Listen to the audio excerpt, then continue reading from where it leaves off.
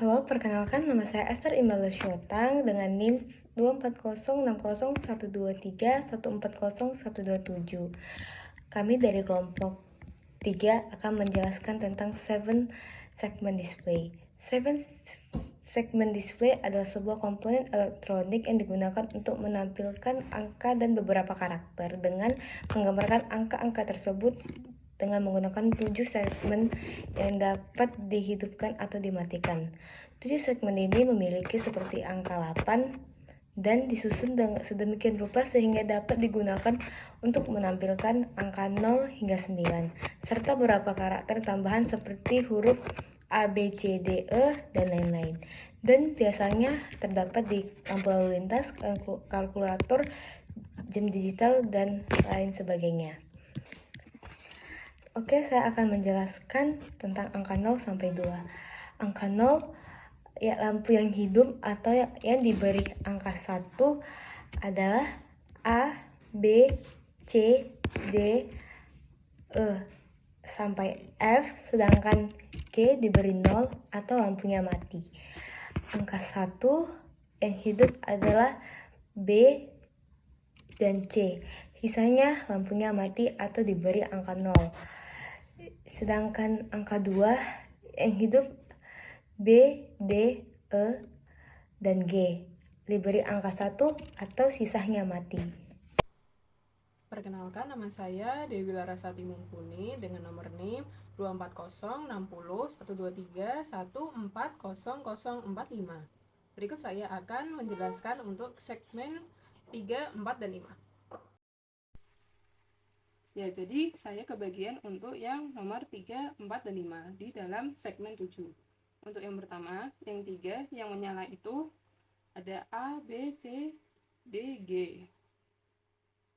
Dan yang di 4 yang menyala ada B, C, F, G. Terakhir yang 5 yang menyala yaitu B, C, D, F, G. Angka-angka tersebut yang nantinya akan menyala akan membentuk angka di dalam segmen 7 ini. Ya, selamat siang. Salam sejahtera bagi kita semua. Perkenalkan, saya Kristiano Brian Budiman, dan di sini saya akan mempresentasikan yaitu penerapan angka desimal pada 7 segment display, terutama bagi angka 6 dan angka 7. Seperti yang kita ketahui, pada 7 segment display itu dibagi menjadi 7 bagian ya, yang bisa dimulai dari huruf A pada bagian paling atas ini, kemudian diikuti huruf B, C, D, E, F, dan terakhir yaitu huruf G yang terdapat di tengah-tengah sini. Dan untuk angka 7, angka binarnya yaitu adalah 0, 1, 1, 1. Seperti yang kita lihat di angka 6 ini, lampu LED yang mati yaitu hanya terdapat pada huruf B. Dan itulah mengapa seperti yang dapat kita lihat, lampu LED yang mati di angka 6 ini hanya terdapat pada huruf B. Dan ini dapat dipresentasikan di tabel kebenarannya, yaitu 1A untuk lampu yang hidup dan B dituliskan 0 karena di sininya mati untuk angka 6-nya, dan lainnya untuk huruf C, D, E, F, dan G dituliskan angka 1 karena di sininya lampu LED-nya hidup untuk angka 6. Dan kemudian untuk angka 7, karena yang hidup hanyalah pada bagian A, B, dan C, maka di sini tertuliskan pada tabel kebenarannya, yaitu angka 1 untuk A, 1 untuk B, dan 1 untuk C karena mereka hidup di sini. Dan untuk lainnya yaitu adalah D, E, dan F, G dipresentasikan dengan angka 0 karena mereka di sini ya mati. Diri terlebih dahulu, perkenalkan nama saya Gabriel Prokosardi dari kelas Informatika kelas B dengan nomor NIM 240601231300094. Sebelum saya menjelaskan tentang bilangan desimal pada 7 segment display di nomor desimal 8 dan 9, saya akan menjelaskan sedikit tentang apa itu 7 segment display. Jadi, 7 segment display itu adalah sebuah alat elektronik yang terdiri dari beberapa segmen, yang dimana di sini tuh ada 7 bagian, sehingga disebut dengan 7 segment display. Nah, 7 segment display ini digunakan untuk menampilkan bilangan desimal. Bilangan desimalnya tapi hanya dalam satu digit saja, dari range 0 sampai dengan 9. Dimana kalau 0 itu dikonversikan menjadi biner, maka dia menjadi 0, 0, 0, 0, dan 9 menjadi biner adalah 1, 0, 0, 1. Nah, maka dari itu dia, kenapa kita membutuhkan 4 buah input untuk membuat 7 segment display ini. Karena jika hanya menggunakan 3 7 segment display, maka yang terbentuk hanyalah dari angka 0 sampai dengan 7, di mana itu tidak melingkupi seluruh angka desimal. Nah, selain menampilkan angka desimal, 7 segment display ini juga bisa digunakan untuk mendigitalisasi atau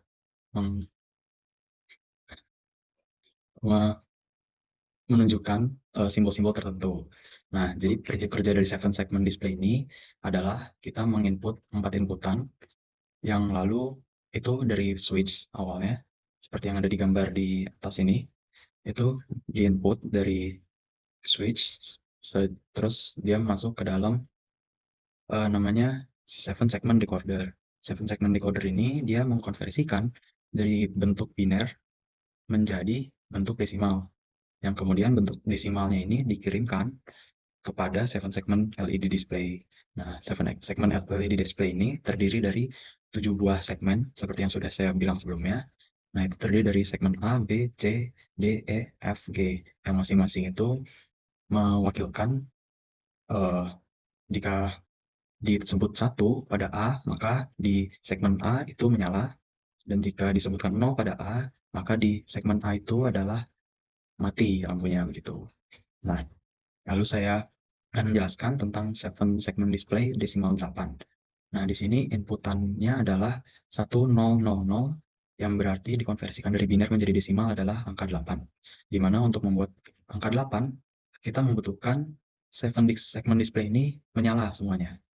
Jadi, yang diciptakan adalah, yang terbentuk adalah dari A sampai G, itu semuanya menyala, dan ini bisa dibayangkan seperti pada di sebelah sini, yang di sini nih, yaitu A, B, C, D, E, F, G, sehingga kalau nyala semua, maka akan tercipta desimal angka 8.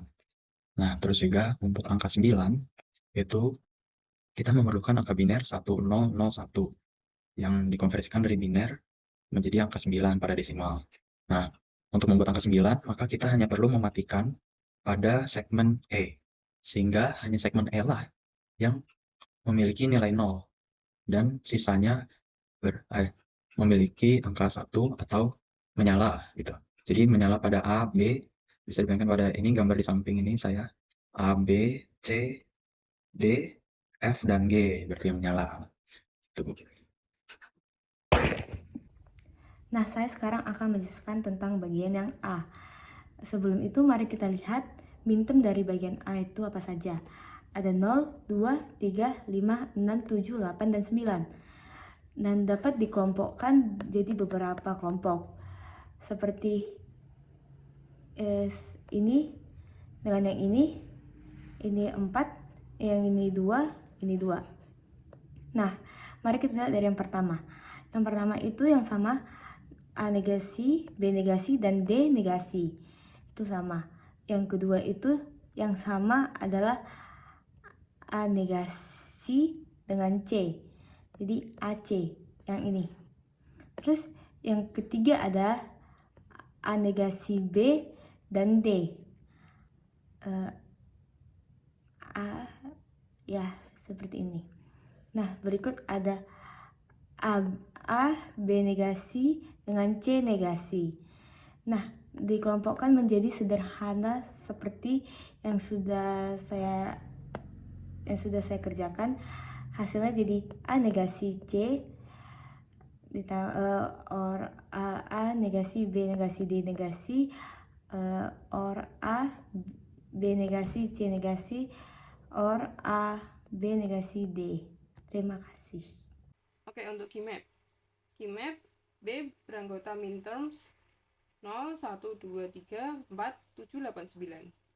Maka akan terbentuk 4 penyederhanaan, yaitu yang merah A negasi B, yang hijau negasi A C D, yang orange negasi A negasi C negasi D, dan yang biru negasi C A negasi B. Untuk yang C Anggota minterms 0, 1, 3, 4, 5, 6, 7, 8, 9. Akan terbentuk 3 penyederhanaan, yaitu yang pertama A yang merah ada negasi AB, yang kedua ada hijau, dia negasi B, negasi C, dan yang terakhir orange ada negasi A dan D. Dan kembali lagi bersama saya Brian, dan di sini saya akan kembali mempresentasikan yaitu untuk huruf D dan E pada segmen display.